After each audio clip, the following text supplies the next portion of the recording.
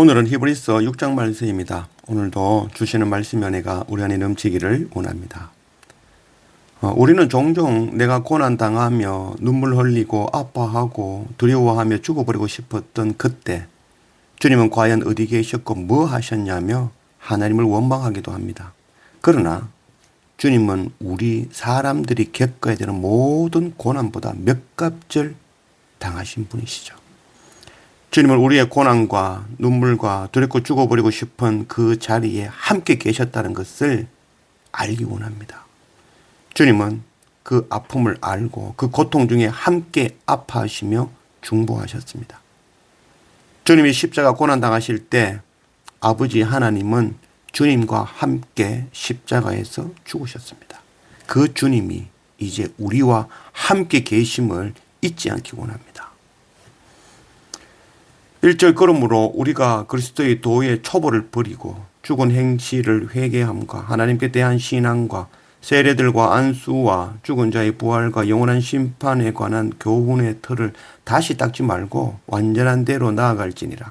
하나님께서 허락하시면 우리가 이것을 하리라. 죽은 행실의 회개, 구원에 대한 확신, 세례와 안수, 부활과 심판에 관한 교훈, 이런 것들은 대단한 것으로 여길 것이 아니라는 것이죠.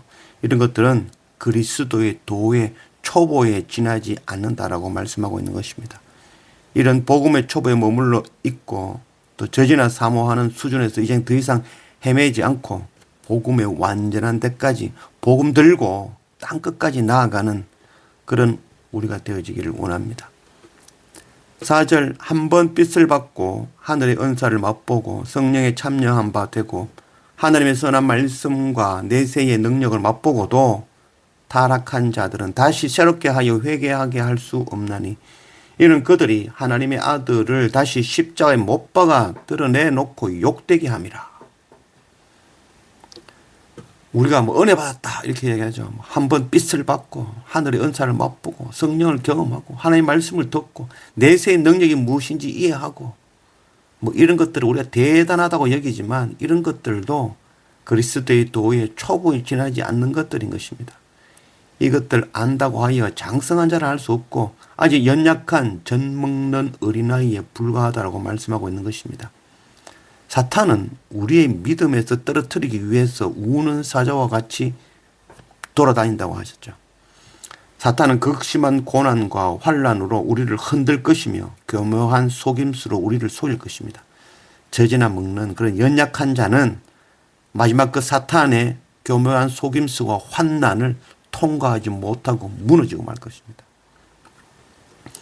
아무리 말씀을 보고 기도를 해도 여전히 초보적인 믿음에서 머물러 제자리 걸음하고 있는 자신을 보면 정말 스스로 지치고 화나고 무력하고 재미가 없죠. 배우는 자의 재미는 진보에 있습니다. 우리가 말씀 배우는 자들이라면 날마다 한 걸음 한 걸음 나아가야 되는 것이죠. 그리고 가르치는 자의 재미는 열매에 있는 것이죠. 아무리 가르쳐도 열매가 없다면 그것보다 더 힘들고 어려운 일은 없을 것입니다. 아무런 진보도 열매도 없으면 결국 포기하고 떨어지게 되는 것이죠.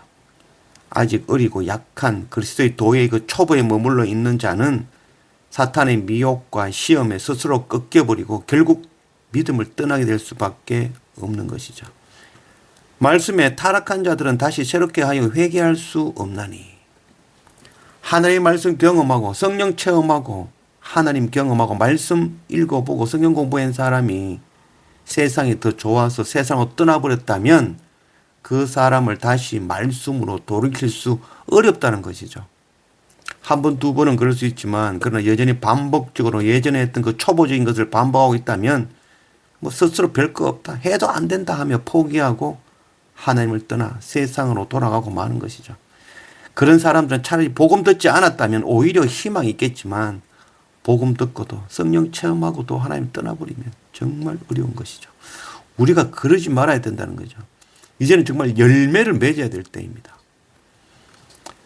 7절 땅이 그 위에 자주 내리는 비를 흡수하여 밭가는 자들이 쓰기에 합당한 채소를 내면 하나님께 복을 받고 만일 가시와 은근키를 내면 버림을 당하고 저주함에 가까워 그 마지막은 불사름이 되리라.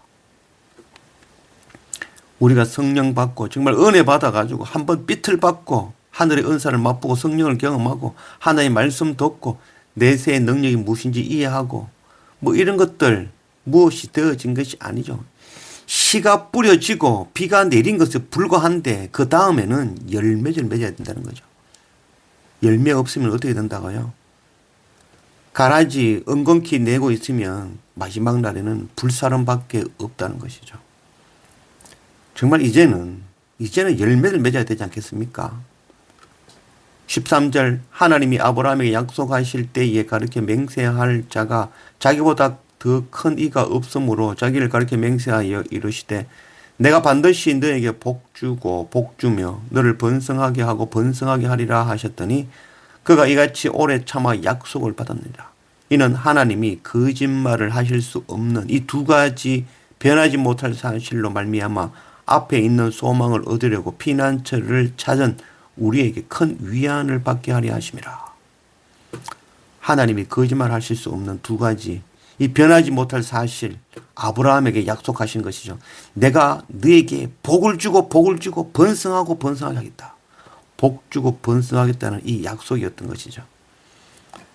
사람은 언젠가는 죽죠. 소멸하고 없어지고 또 그 약속도 변하고 깨질 수 있는 존재이죠. 그러나 하나님은 없어질 수 없는 분이고 하나님의 약속은 변할 수 없는 것이죠.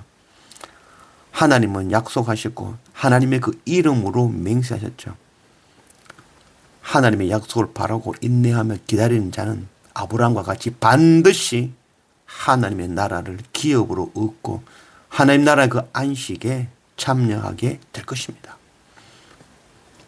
19절 우리가 이 소망을 가지고 있는 것은 영혼의 닷 같아서 튼튼하고 견고하여 휘장 안에 들어가나니 그리로 앞서 가신 예수께서 멜기세덱의 반차를 따라 영원한 대제사장이 되어 우리를 위하여 들어가셨느니라. 하나님 약속의 소망을 붙잡은 자는 영혼의 닷 같아서 튼튼하다는 거죠. 견고하고 흔들리지 않을 것이다 라고 말씀해 주고 있습니다. 주님은 대속죄일 우리 모두의 죄를 사하시기 위하여 대제사장이 되시어 지성소 휘장 안으로 달려 들어가셨습니다. 우리의 죄를 대속하시기 위하여 지성소로 달려 들어가신 그 주님의 크신 은혜가 아니면 우리는 오늘 한순간도 한 걸음도 나아갈 수 없는 자들입니다. 우리가 이 은혜 앞에 날마다 엎드리며 열매 맺는 그런 우리가 되어지기를 원합니다.